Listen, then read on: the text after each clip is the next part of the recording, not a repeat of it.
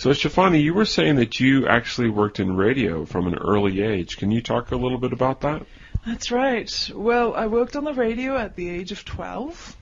What basically happened was that I used to call up the radio station quite a lot, answer questions and quizzes and all that sort of stuff. And one of the announcers thought my voice was nice and so wanted me to come and work for him. Without realizing that I was 12 years old, he called me in and had me on. So, were you a little scared? I mean, you're only 12. It was very daunting at first. So the first couple of days, I had no idea what was going on. There was a massive microphone in front of my face, and I was told to make this show fun and interesting. So yes, it was very daunting. Did you have any prep, or did they just stick you in front of the mic and have you react? No, actually, there was no prompt. There were no prompts. It was all up to me. I had to come up with stuff on the spot, which was quite easy, really, because the topics were simple. It was mainly about music. Oh, like teen stuff. Yeah, exactly. Or anything that people called up and talked about. It's very, very childish stuff, but mainly geared at teenagers. How did your parents feel about it? Very proud of me, obviously. At the age of 12, their daughter was a DJ. What could be better than that? So they really enjoyed it. I remember they would listen to it every single time, record it, and then listen to it over and over again when they could. Oh, that's fantastic. So, were you like a little celebrity at your school? I ended up becoming one. A lot of my friends also did the same, recording of my voice on the radio. It was a big thing to be a radio person and being only 12. So my friends thought it was absolutely fantastic, and they would take it to school and quite often play it around. So yeah, I ended up getting a celebrity status. So when you were young and you were this DJ, did you envision yourself of being a DJ for a long time? Actually, no, I hadn't. I really enjoyed it, had a lot of fun, but it was a hobby. It was never something I wanted to do as a profession. So in the future, if you had a child and they wanted to do this, would you encourage them to do it? I absolutely would, because if they enjoy it, and they enjoy it so much that they want to take it up as a career, why not? With me, it was a hobby. Now, what about podcasts? Like, would you encourage young people to maybe have their own podcast? I think that's a fantastic idea. I think it's really good to be able to express yourself, and through podcasts, they can do exactly that.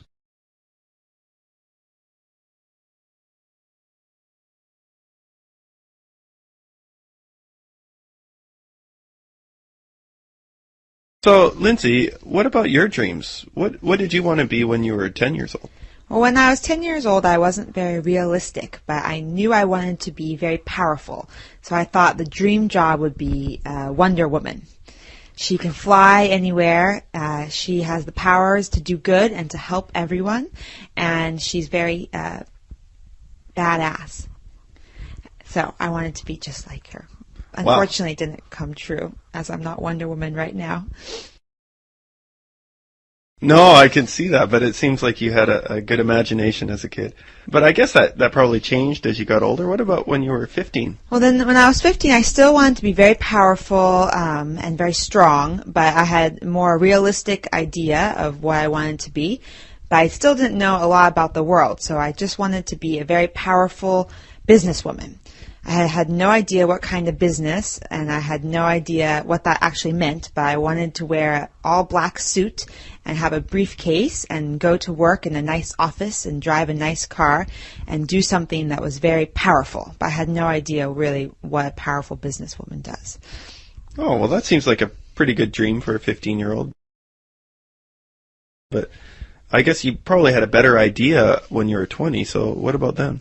So when I was 20, then I still wanted to be powerful and strong. I guess you can see the common theme here. But then I had even more realistic idea of actual real professions. So at that time, I was quite social. I really enjoyed going to parties. And I was living in New York at the time. So I thought the perfect job for me would be a public relations specialist. I thought I could be one of those people that plans parties or handles the PR, the publicity for celebrities. I had a dream of maybe working for Madonna or working for a famous TV show and handling all their publicity representation. Oh, well, that's great. It seems like you had a better idea by the time you were 20. But I guess you probably have some dreams now even. So what kind of dreams do you have now? Well, then, when I was 20, I was quite egotistical. I only thought about myself and how I could have more money and be more powerful. But then something changed when I started traveling and seeing the world, where I decided that I'd rather have a job that does something good for the world and gives back to the community and to the people. So now I'm a teacher, and I really enjoy that, the idea of making a difference in people's lives. And in the future, maybe when I get older, I hope to start an animal shelter so that when animals are left on the street or abandoned, they can come to my shelter and I can provide a happy home for them. Wow, that's a great vision for the future. Thanks.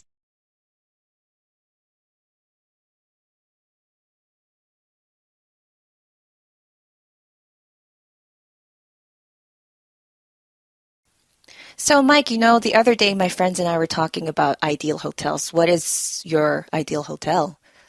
Well, there are many hotels that would appeal to me, but I'd say my ideal hotel would, number one, have to have a gorgeous view from the room. And if we're talking about idealistic, I would choose a hotel that is suspended over the water, just off the beach. And my ideal hotel would be not a hotel where the rooms are all connected, but rather rooms being separate villas or bungalows, and those villas to be situated just above the water. So when you wake up in the morning, you're literally above the water already. You're already on the beach. And to get from your room to the beach, you have to walk out and you wade in the water until you get to the beach. So a place like that, definitely my ideal hotel would, something like that. My ideal hotel would have to be situated in nature, and I would really love it to have a location that would provide me with opportunities to do a lot of cool activities, perhaps adventure stuff in nature, dealing with animals, that type of thing, being able to see the local color of the area. So that would probably be my ideal hotel. One other point I'd like to make is that the hotel would have to have unbelievable food. And I think a hotel with good food, and not just good food, but a lot of options for food. So when you wake up in the morning and you go for a breakfast buffet, you have a choice of virtually any different type of food that there is. A lot of good hotels are limited to what kind of food they offer, even if the food is high quality. So that would be another aspect for me that would be quite important for my ideal hotel. Yeah, sounds like a nice hotel that you just described. Yeah, absolutely.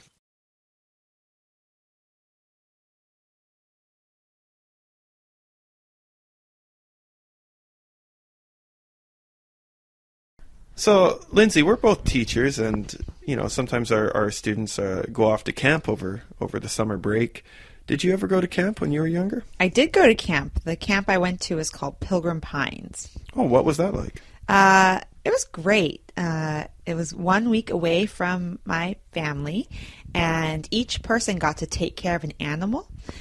Some people took care of horses, some people took care of sheep, but I got the lucky task of taking care of Xanadu the llama.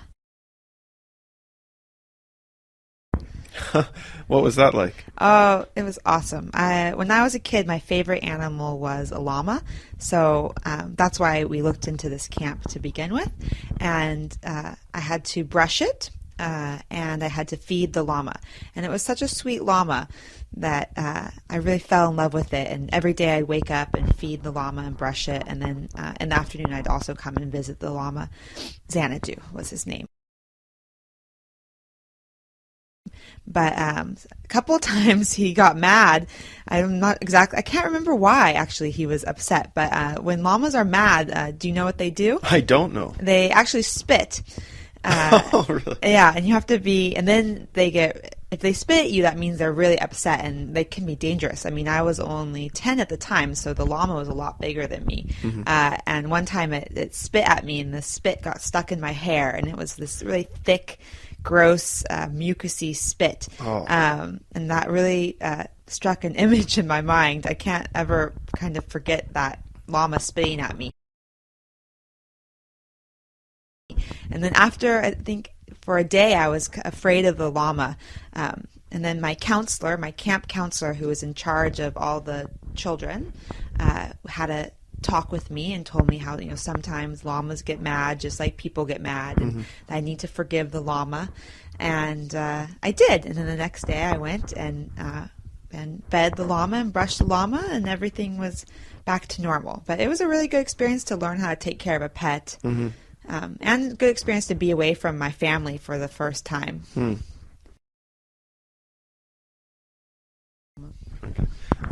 So I guess there were other kids at the camp too. Did you guys all eat together?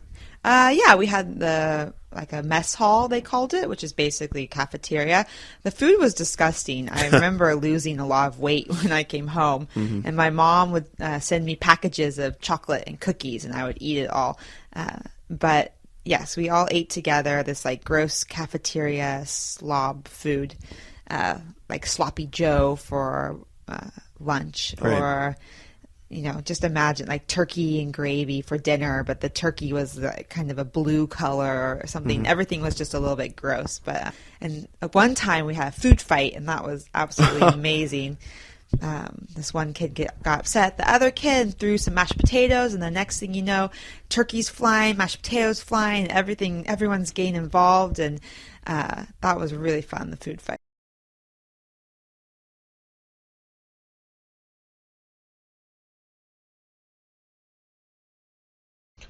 So, Sarah, I was wondering, what kind of sports do you like to play? Well, I love riding horses.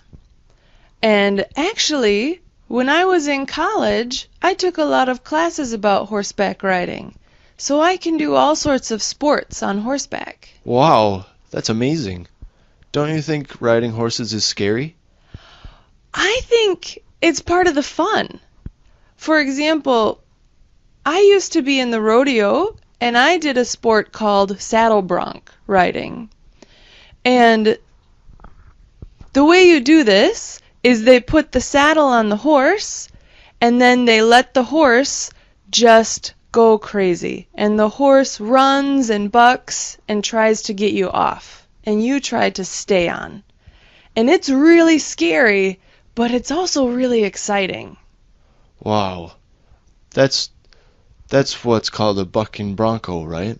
Yeah, and it's really hard to stay on. In fact, you win if you can stay on 8 seconds. Oh, that doesn't seem very long. It's really, really long. It's really long when you're on the horse. My first time, I only stayed on about 4 seconds, and then I fell off in the middle of the ring, and I got knocked out. Oh. Yeah, and the rest... Yeah, and I had a big black eye for about 2 months. Wow. From falling off a horse. That's why it seems scary. Isn't it really dangerous? It is really dangerous. And they don't make you wear helmet or any safety gear. I didn't wear a helmet my first time. I think it was pretty stupid. So the horse starts in a metal cage, so the horse can't move. And then you sit on top of the horse, on the horse's back in the saddle. And then you say, "I'm ready!" And they open the door. And the horse explodes and just starts jumping and turning and twisting. And the horse did about 3 or 4 jumps, and I fell off. Wow. How many seconds did you make it? 3, Probably 3? about 3 seconds. So you'd have to do that more than twice as long Yeah. to win. I got better at it, but I never could stay on for 8 seconds. Did you try any other rodeo events? Yeah, I tried to do calf roping. What's that? This is a sport where you have your horse, and your horse is trained. It's not the wild horse from before. And there's a calf, and you try to throw your rope so that you catch the calf. And a calf is a baby cow. Wow. And so, what do you have to do if you get your rope around the cow? Then you have to run up to the cow, and you have to tie the cow's legs together. And when you finish tying the cow's legs together, the timer stops. So you want to do it as fast as you can. That sounds really fun.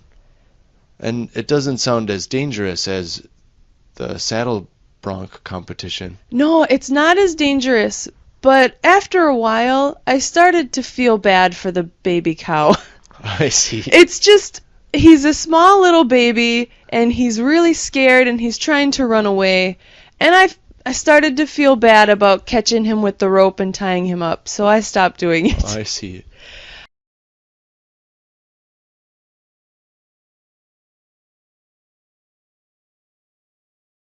Now, you were saying that you worked in radio and at a young age, but then you went back to it much later in life. Can you talk about that? I did. Well, when I was 21 years old, I got headhunted to do a show. This show was basically a freelance show that had to be done in 3 different languages at the same time. So the range of audience was quite broad. And the show was basically anything I wanted to talk about. So quite often I talked about music, current events, anything political, anything non-political. So anything that came to my mind I would talk about. So what were the 3 languages of the show? Hindi, Punjabi, and obviously English. Okay, and what was the city? Where was this at? This was in Auckland. Okay, so this was one of these kind of blended radio shows where you slip from one language to another? It was. Well, the show was catering for everybody, basically. So the criteria was speak in a way that makes people understand, even if they don't speak the language. So the trick was to say 1/3 in English, the rest in Hindi and Punjabi, where I could, and somehow it just made sense. How do you go about doing that? Like, did you plan it, or does it just kind of roll off your tongue? For me, I think it's quite natural because my parents speak in Hindi and Punjabi, and so for me, English is quite natural, and so are the other 2 languages. Blending them together was never a problem. Now, when you hear languages being switched back and forth like that, are you conscious of it, or sometimes are you not even conscious that you're speaking one language or the other? I don't think I'm conscious of it at all. It just happens. It's a slip of tongue. All 3 languages I'm quite fluent in. So for me, to switch from one to the other is just a natural course of a day. So since you have experience in the music industry, what do you think makes a good DJ? A good DJ is one that's neutral when they need to be, and one who can switch sides very quickly and make things controversial from being neutral. What I mean by that is if you have an interesting topic and a caller calls you up and is very positive about it, a good DJ would be able to flip it over very quickly and say something that would make it controversial. Now, do you think there's a certain balance, like how much you should talk and how much music should be played? And there is absolutely a balance. Quite often people listen to radio for music. So you need to make sure that your music ratio is more than how much you talk.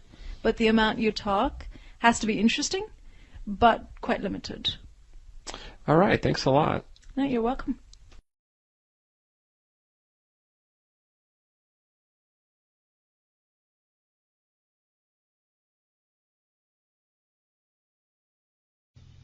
Hey Todd, I'm going and looking for a gym actually. I hear you've joined a gym. Which one? Yeah, actually there's a real nice gym downtown that just opened about maybe a month ago, 2 months ago. It's really nice. Okay.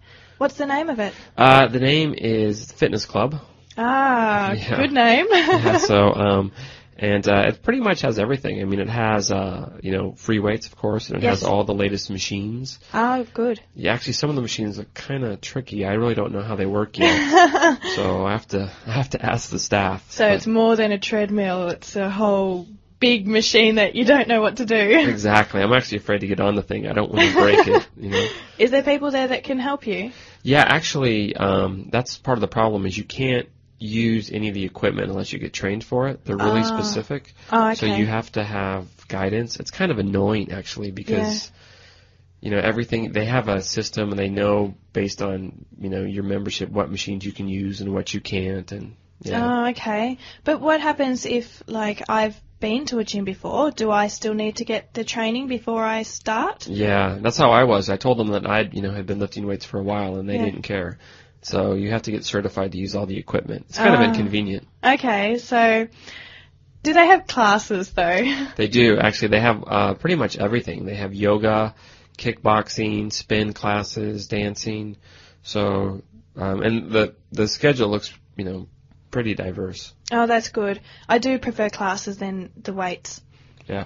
Only one thing that's bad about the classes, though, is that because it's new and it's a new gym, there's lots of people, and it looks like it's pretty crowded in there. I think you have to reserve what classes you're going to join. Oh, really? Yeah, isn't that terrible? Oh, geez. I'm usually just like to walk in. Right. I know. When you feel like going to the gym, you go. Right.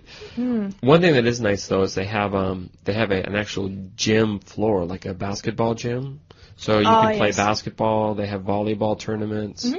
So I mean, if you like more traditional sports like tennis, they also have tennis courts. You can do that as well. Oh, that's good. I do like tennis. I love tennis, actually. Well, actually, if you're interested, I'd be glad to take you down to the gym and show you. Yep. I think you get a free trial workout. Oh, that's good. That's Yeah. good. So how much would it cost per month? Well, because it's new, it's kind of expensive. Oh. It costs about $50 a month. Oh, wow. Yeah. But if you buy a membership, a 2-year membership, you can get a 2-year membership, I think, for $800. So it saves you some money, so it's kind of reasonable. And I suppose if you pay for two, you have to go then. Right. It's $800 for 2 years, $500 for 1 year, or $50 a month. Okay. So, Yeah. one thing that's really cool too is they have a social center. They have like an area where you can get like fruit drinks and coffee and stuff like that, and just hang out. It's quite nice. That's good. So after the workout, go and have coffee. Right. Lovely. Okay, so yeah, I'd love to come and have a look at it. Okay, well, next week, anytime, just give me a call and I'll take you there. All right, great. Thanks.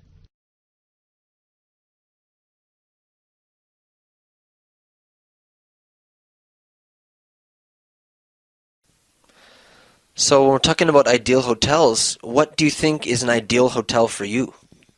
That's a tough question, but when I choose a hotel, I would look at where the hotel's located, Right. and also the food.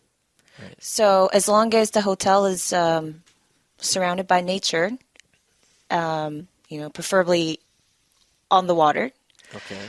and maybe some mountains in the back. And if the food, the breakfast, and dinner, and all the food that they have is amazing, I'm good. I'm set. Now, what about facilities? I mean, hotels have various facilities, whether it's gyms or movie rooms or computer rooms that allow you to do, internet and various things. Some hotels have pools. Would those be things that you would want in your ideal hotel? Oh, yeah. Gym, I'm not so interested in because I can, play sports outside when I'm surrounded by nature. Why would I be, inside working out? Right. But in terms of the swimming pool, I'm actually interested because when I was looking at pictures, I don't know which country it was, but there's an outdoor pool, like infinity pool, that looked like it was connected to the ocean, and it was just so beautiful. And before I thought, why would I swim in the swimming pool when I have an ocean in front of me? But if there is a swimming pool like that at the hotel, I'll definitely stay there for a long time. Right. Now, what about spa facilities? You know, massages and different spa treatments. Is that something that would interest you in your ideal hotel? Oh, yes, for sure. I am so into massages, and yeah, I would definitely want massage room and spas in the hotel. That would be perfect. Oh, okay. And, you know, there are some really expensive hotels that offer the service of a personal butler. Do you think that would be necessary for you in your ideal hotel, or would that be one amenity that you could do without? I think it depends, but I don't really, when I'm staying at the hotel, I would usually, want to be alone and want to enjoy my time with my family or my husband or myself, that I actually don't want anyone following me everywhere I go. So, to a lot of people might be, that's a good idea. It's a nice treat to have, but I am personally not up for that. Okay, well, sounds like a pretty nice hotel you've just described.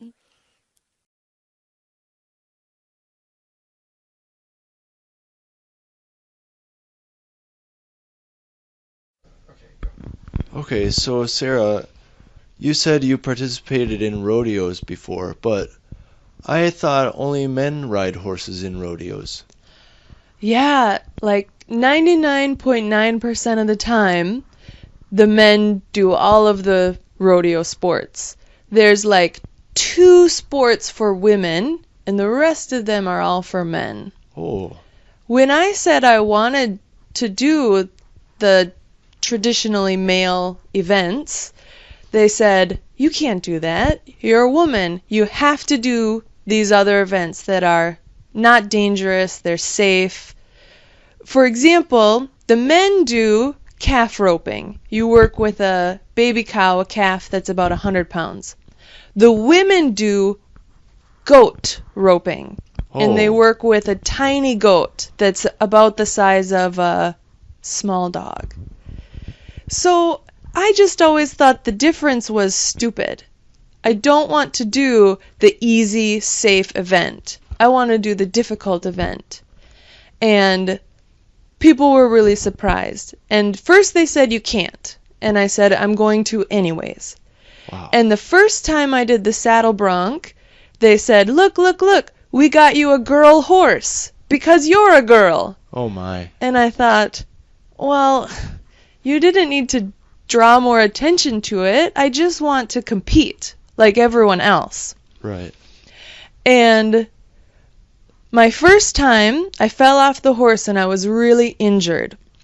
And I was laying there and one of my friends came running out. And he said, I thought he was going to help me up and help me leave because I was really hurt. And instead he said, hurry up, you got to get out of the arena because the next person wants to go. Oh, wow. And I was really happy that he said that, actually, because he was just treating me the way he treated any other competitor. Oh, get up, be tough, you're fine. Yeah. And I didn't want anyone to help me. So he didn't help you. Right. And I was really glad that he was treating me like everyone else. And when you see a rodeo, you'll see that the women do events where they can dress really nice. They always wear nice clothes, beautiful hat, they even have earrings and things on. And when the men do events, they're doing the events that they really have to use their muscles and get dirty, and I really liked doing those instead. I'm not saying one is better than the other. I'm just saying I liked to do the other one, and I think that maybe other women like to do the other events too. So, do you think the situation is improving? Are more girls joining rodeo now? I don't think so. I think the sport of rodeo is becoming less popular. Oh. So, I think in the future there won't be more women in rodeo. There will just be fewer people in rodeo. Oh, I see. Because the rodeo events, they're not very kind to the cows or the other animals. And as people get older, maybe they get more soft-hearted, like me, and they don't want to make the animals get tied up or chase the animals. And so I think fewer people are interested in rodeo these days.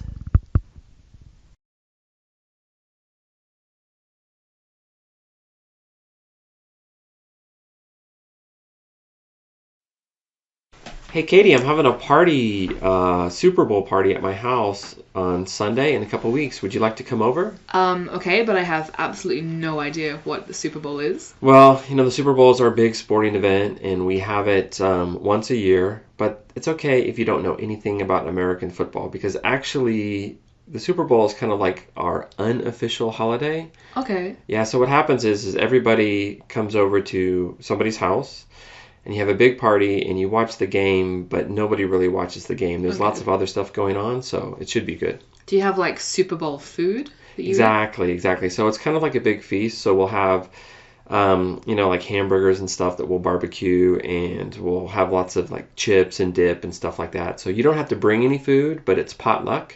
So if you do want to bring something, I would recommend it. Do you have to be like a supporter of one of the teams in the final? No, and actually the game's not for a couple weeks, so we don't know who the two final teams are going to be. Right. They still have to decide, but actually there's a bunch of things that have nothing to do with football on the Super Bowl that you'll probably like.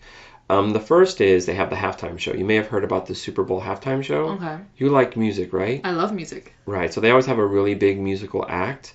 And actually this year, I don't remember who it is. I'll have to check, but it's usually somebody like Bruno Mars or U2 or somebody like that. I think last year it was Katy Perry, was it not? It might have been, yeah, but it's always a really, really big person.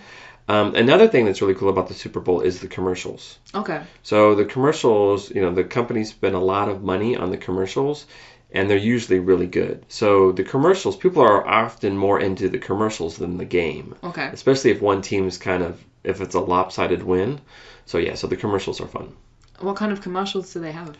Oh, like companies like Pepsi or Coke or like really big name companies. Like the really big ones. Yeah, they'll spend like millions and millions of dollars. These are usually the most expensive commercials because it's one local game and one local audience. Like the World Cup is a more watched event, but the commercials are regional for all the different countries. Whereas the Super Bowl, the commercials are just for Americans. Yeah. So yeah, these are usually the most expensive commercials like around the world. So they're usually really well done. Is it just American teams in the Super Bowl?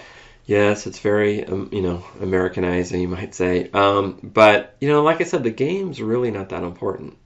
But there is one way that you can make money. Okay, I'm interested. So what happens is we have like a pool, and you can draw numbers, and like you don't have to know anything about football, but you can have like, draw numbers for the first person to score a touchdown or the first player to get a penalty or things like that.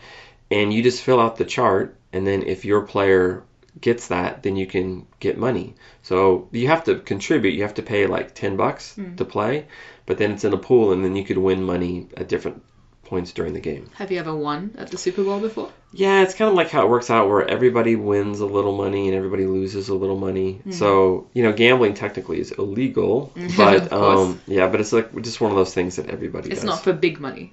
No. Just for a little bit of money. Just a little bit of money. So it's okay. Just to have fun. Yeah. So, and then once I find out what teams are in the finals, then I'll tell you about the colors. And it's usually best that you choose one team that you're going to support. Okay. So I'll fill you in about who the teams are later and all that. Right. So are you willing to come? Yeah, sounds like fun. Okay, cool. I'm in. All right, so it's going to be at my house at 3, so if you can show up around 2-ish. Should I bring some food? You can bring some type of maybe salad or like a bean dish or something like that if you like. But the main food we'll provide. We'll have pizza, we'll have burgers. Oh, and it's BYOB. Okay. So if you want to drink, you have to bring your own alcohol. All right. But we will have some beers and stuff. Do you drink? Sometimes. Okay, cool. Like 10% of the time. All right, so see you there. Glad you can come. No worries.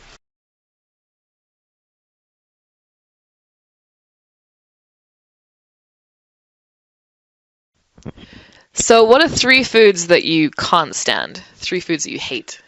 Number 1 would be chocolate. Chocolate? Yes. That's crazy. I don't like the feeling that you have when you put a piece of chocolate inside your mouth. It's like too hot. Like if I eat a piece of chocolate, I need to drink a lot of water. It feels I don't like it. Yeah. I will gladly eat all of your chocolate. If you have chocolate you don't want, Yeah. I'm here. It's weird because when, chocolate is very popular as a gift. Somebody's always giving you chocolate, and I take it because I don't want to say everybody like I hate chocolate actually. But yeah. What about you? What's something you don't really like? Well, I have something I don't like that I think is really popular, and every time I say I don't like it, I always get the same like "what" kind of reaction. But I don't like ice cream. What? Yeah. Yeah. I don't like ice cream. I don't think food should be that cold. I don't like it. Food shouldn't be too cold to eat. It's just Really? not.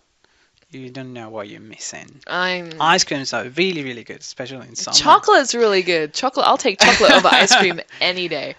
Well, you can try chocolate ice cream. Oh, chocolate ice cream is the worst. Chocolate ice cream is the worst. Ugh. No, What about a thank you. second one? Do you have any second food that you don't like? I don't like tomatoes. Oh. Which is strange because I eat lots of pasta with tomato flavored stuff in it.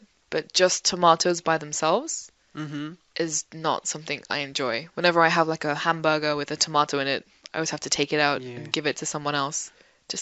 I don't like it. It's just juicy and not a good juicy way. I don't like garlic. You don't like garlic? I like garlic in food, but I don't like to see it or eat it and have the taste of garlic. I don't like it. Once you've got the taste of garlic, you don't get rid of that for about 3 days, right? Exactly, that's another thing. Yeah. So when my mom is cooking and using garlic, after that she had to remove it. She cannot leave any evidence that she was using garlic in her food. Yes. Is there another food that you don't like? I would say sprouts, the Brussels sprouts. Man, no one likes sprouts. It's bitter, and even though some people say it's good for your body, I don't like them. I think, sprouts are just universally hated. No one likes sprouts. Yeah, well, but when you are a child, your parents, for some reason, are always giving you that. Yeah.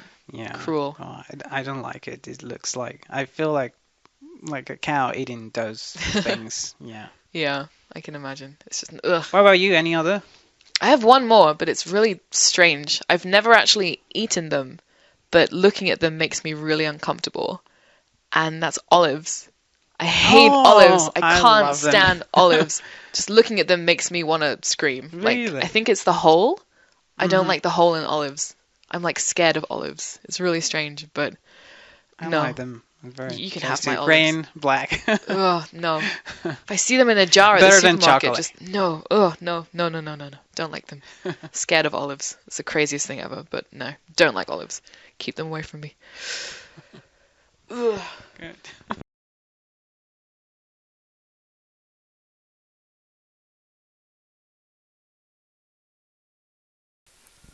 So, do you think that we should send people to Mars or the moon to spend all this money on space travel? Well, I think we should. Space travel can give people hope for the future, and space travel can unite people from different countries for a common goal. But do any countries work together to travel in space? Oh, certainly. The International Space Station has astronauts from different countries working together. And I think that a joint effort is the best way to do space missions. I think that we could go back to the moon and learn much more by going there than we can learn if we don't go there. I see what you mean, but I think we could learn more and we could improve more if we can help the people on Earth. Think of everything we could learn from the children that can't get an education these days. Maybe the next Einstein is a poor little girl who doesn't have the money to go to school. If we spent more money on school and clean water and vaccines, maybe we could learn more from ourselves than from going to space and going to Mars. I agree with you that more money should be spent on education, but we don't need the next Einstein if we're not doing space travel. The problem is, what are people with money willing to spend it on? I think that it would be nice if we could have all the rich countries spend money on education for poor people. But if you look at the numbers, the cost of one space mission is much cheaper than the things we spend money on now. Like what? Well, the first example that comes to mind is war. One day of war is so expensive for all the governments and militaries that are involved. One day of war costs more money than one space mission. But war goes on and on for days. Yeah, and years. So if you think about the money in terms of, so the money for a space mission seems expensive by itself, but when you compare it to other things, it's actually kind of cheap. I see what you're saying. You're comparing the cost of space travel to war, but I would compare the cost of space travel to the cost of, for example, getting rid of malaria. I think we could get rid of a terrible disease like malaria for as much as we would spend on a trip to Mars. Getting rid of malaria or going to Mars. Well, of course, I would also choose that we should get rid of malaria. Maybe we'll have to agree to disagree. We might have to disagree this time. Okay.